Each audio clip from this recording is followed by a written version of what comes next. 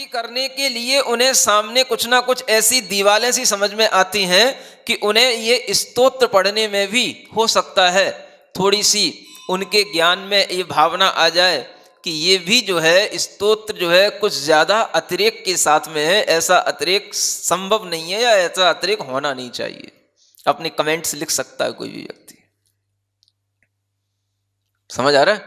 इसलिए यहां पर आपसे शुरुआत से ही वो भूमिका बनाते हुए कि ये क्या है, क्या कहा जा रहा है, किस स्थिति में कहा जा रहा है, और ये स्थिति वास्तव में ऐसी बनती है कि नहीं बनती है, और इस स्थिति में पहुंच कर के आप भगवान को सही ढंग से समझ पाते हो या ना समझ पाते हो, इन सब चीज़ों का आकलन आप तभी कर सकते हो जब आप पूर्वाचार्यों के द्वारा की हुई भक्ति को भी देखोगे, समझोगे तब। एक जगह तो भगवान की भक्ति करते हुए एक पात्र केसरी स्तोत्र है, समझ आ रहा है?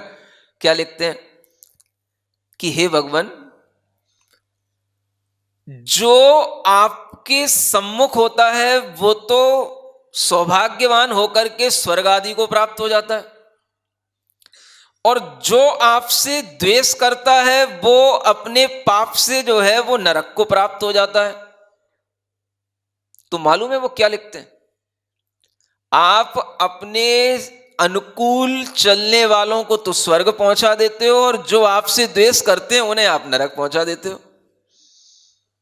लो, एक ये भी बात हो गई। नहीं समझ आ रहा है? अब दिख तो वही रहा है, जो आपकी पूजा कर रहा है, आपके सम्मुख होकर के आपके लिए प्रसन्न हो रहा है, वो तो स्वर्ग जा रहा है, सब प्रकार के भोग वैभव प्राप्त कर रहा है, मोक्ष जा रहा है। और जो आपकी निंदा कर रहा है, आपसे दूर भाग रहा है, आपका दुश्मन बन रहा है, वो तिर्यंश बन रहा है, नरक बन रहा है। भगवान ये आप कर क्या रहे हो? और कहते हो कि हम कुछ करते नहीं। नहीं समझ आ रहा है? अगर आप नहीं करते तो आपके बिना ये कैसे हो रहा है? अगर आप नहीं कर रहे हो तो आपके ही कारण से तो वो पुण्य को प्राप्त हो रहा है, और आपके ही कारण से वो पाप को प्राप्त हो रहा है और नरक जा रहा है, और आप कह रहे हो कि हम कुछ करते नहीं। जब दूसरे लोग कहते हैं कि भगवान किसी को स्वर्ग पहुंचा देता है और किसी को नरक पहुंचा देता है, तो आप कहते हो ये बात गलत है, और आप खुद वीतरागी बने बैठे हो और आप ही खुद ये सब कर रहे हो,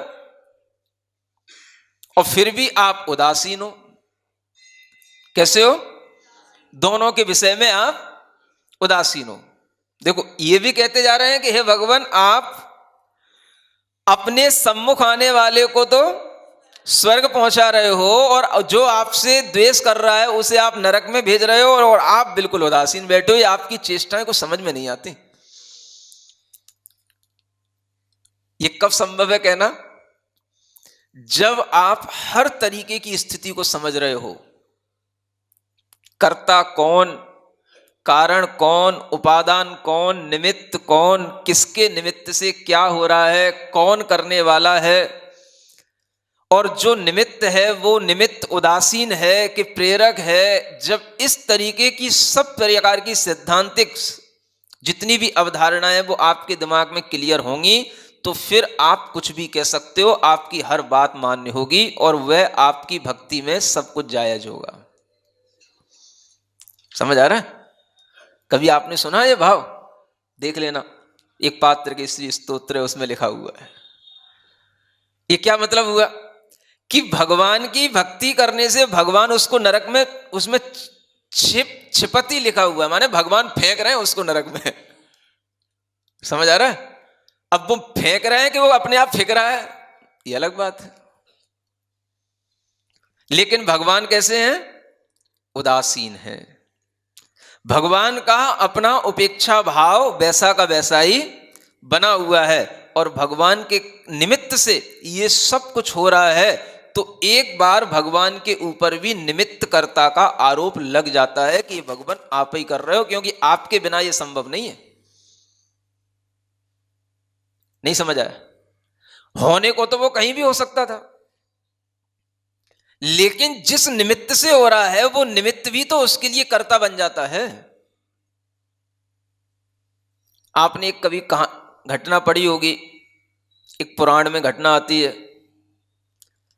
एक स्त्री ने एक मुनि महाराज का मतलब अपमान किया और उनके लिए बुरा भला बोला और अपनी सुंदरता के आवेश में आकर के उसने मुनि महाराज का अपमान किया। समझ आ रहा है? अब हुआ क्या कि उसके कुछ दिनों बाद, 8-10 दिनों बाद ही जो है उसके लिए एक बहुत बड़ा रोग हो गया। हाँ, कुष्ठ रोग टाइप का शरीर में वो रोग हो गया। अब जब ये रोग हो गया तो सामने वाले के लिए क्या दिमाग में आ रहा है?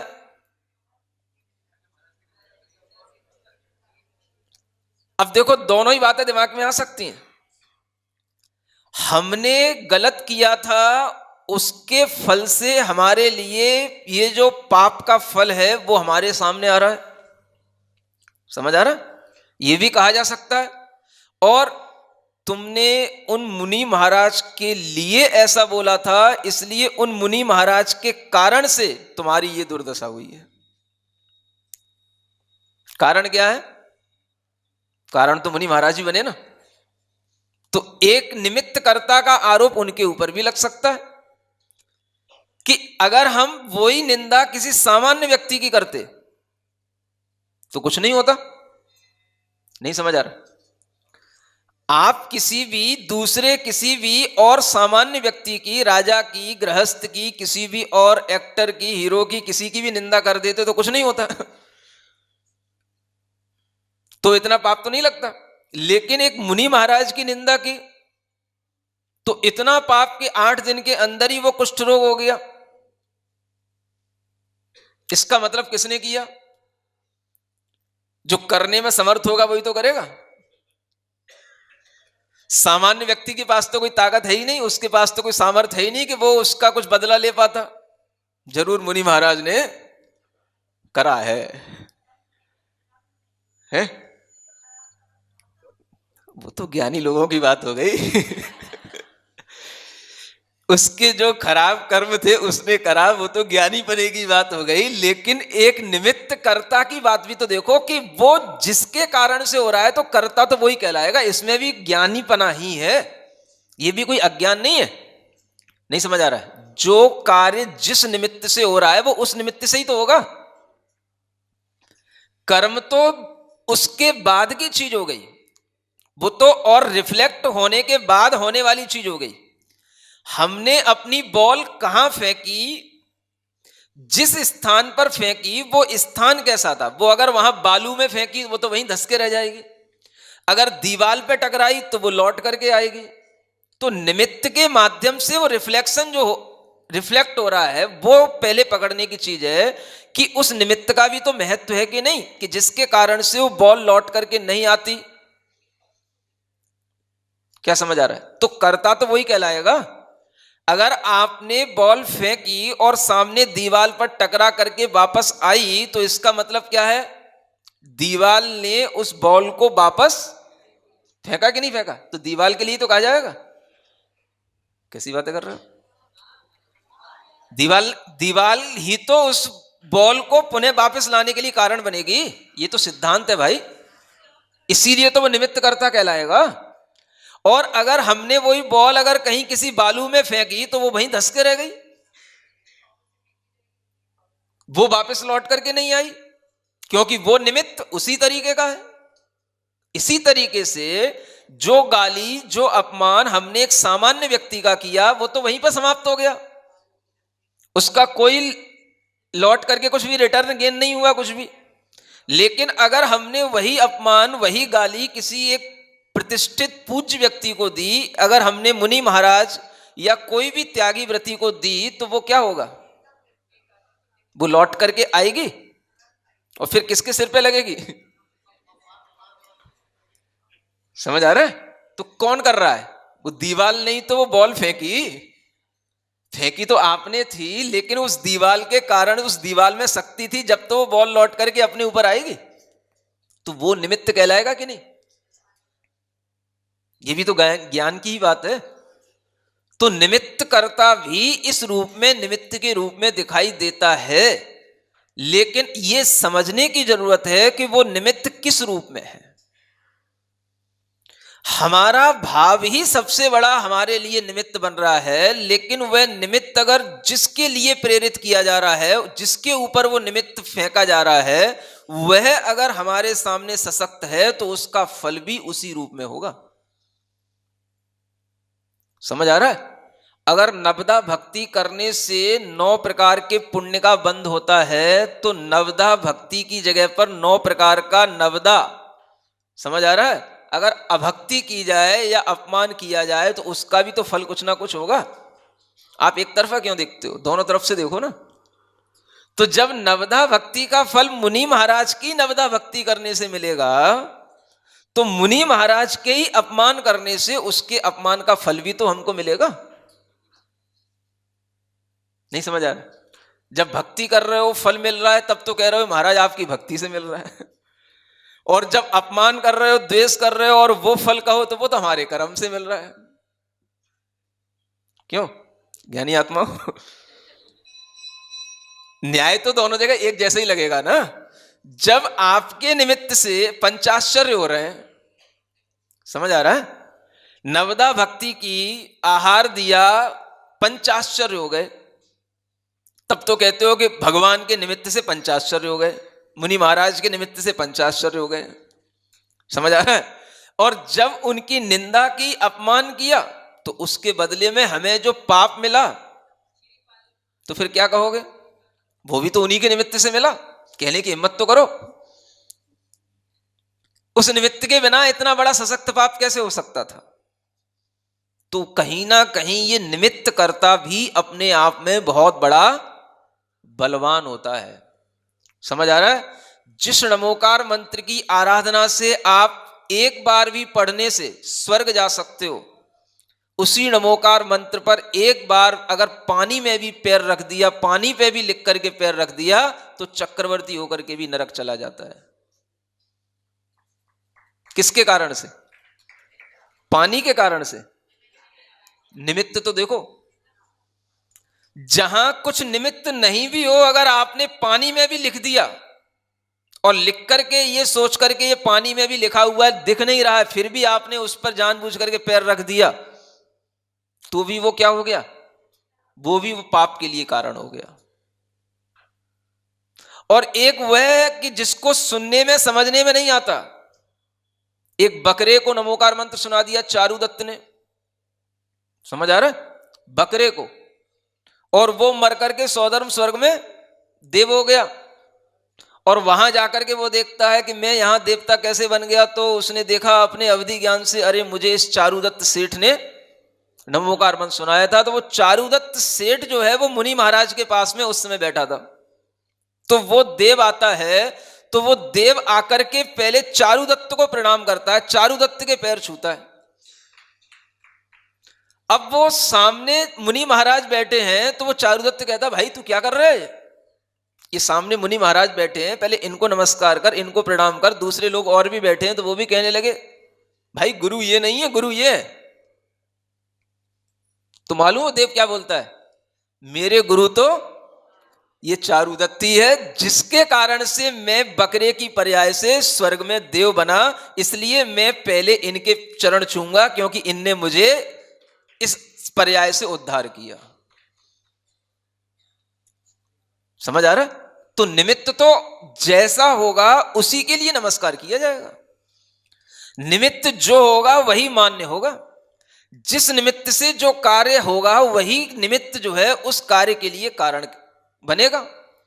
हमेशा यही सिद्धांत रहा है, इसलिए निमित्त की ओर देखकर के ही भक्ति की जाती है। भगवान हमारी भक्ति में क्या है? निमित्त ही है। समझ आ रहा है? और भगवान की भक्ति के निमित्त से अगर हमें ऐसे भाव भी बनते चले जाएं, तो ये भी कोई अपराध के भाव नहीं है, क्योंकि भगवान को सब दिखाई दे रहा है कि ये अगर बावला हो रहा है तो किस कारण से हो रहा है, वो भी भगवान को दिखाई दे रहा है। ये जानबूझ करके कोई सिद्धांत विरुद्ध बात नहीं कह रहा है, लेकिन ये हमारी भक्ति में बावला हो रहा है, तो ये भी भगवान को दिखाई दे रहा है। इसलिए उस निमित्त से की गई ये भक्ति कभी भी आपके लिए अज्ञान का कारण नहीं बनेगी और आपके लिए दोष का कारण नहीं बनेगी। समझ आ रहा है? सीख लो भक्ति करना भी है। हाँ, भक्ति करने में जब आप ज्ञान पूर्वक इस तरीके से हमेशा ज्ञान पूर्वक ही अगर आप अपनी भक्ति का भाव बनाए रखोगे तो वो भक्ति शुरुआत में तो चलेगी ज्ञान के साथ में, लेकिन बाद में हाँ फिर वो बाद में तो सब हाँ सब बाउंड्री तोड़नी पड़ती है। समझ आ रहा है? तब जा करके ये भाव बनते हैं कि हे भगवान आप मुझे अपने जैसा बना लो, आप अपनी उपेक्षा छोड़ दो, आप अपना कर्तव्य देखो, अपनों विरद निहारो, हे भगवान कुछ तो करो। समझ आ रहा है? और जबकि बावले को ये भी मालूम है कि भगवान की 5 इंद्रियों में से कोई इंद्रियां काम भगवान को सुनाई भी नहीं पड़ रहा है, उसे ये भी मालूम है, लेकिन फिर भी देखो, समझ आ रहा है? क्योंकि उसे मालूम है कि कान से भी ज्यादा काम उनके जो ज्ञान में झलक रहा है उससे हो रहा है। कम से कम इतना तो हो रहा है कि हम भगवान के ज्ञान में भगवान की भक्ति करते हुए दिखाई दे रहे हैं भगवान को। नहीं समझ आ रहा है? ये भी तो देख रहा है वो। अगर हम अपना ज्ञान लगाए बैठेंगे तो क्या होगा? हम भगवान की भक्ति में भगवान के सामने होकर के भी ऐसे के ऐसे ही बैठे रह जाएंगे। समझ आ रहा है? तो ये जो चीज है वो अपने आप में बड़ी अद्भुत है, इसका सामंजस्य हमेशा दिमाग में रखना चाहिए। जो लोग थोड़ा सा ज्ञान ज्यादा रखते हैं वो सामंजस्य नहीं बना पाते हैं, हा? और बिना सामंजस्य बनाए हुए कभी भी भक्ति हो नहीं पाती। भगवान से भी दूरियां हमेशा बनाए रखते हैं और फिर अपने आप को बड़े ज्ञानी भक्त की उपमा देते हैं। तो ये बातें थोड़ी सी हमारी समझ में नहीं आती हैं, इसलिए आप लोग भी ऐसी ही भक्ति करो जैसी ये भक्तियां की गई हैं, जिसके माध्यम से आप लोगों के अंदर भी ऐसे ही भगवान में लीन होने का भाव पैदा हो। बोलो महावीर भगवान की।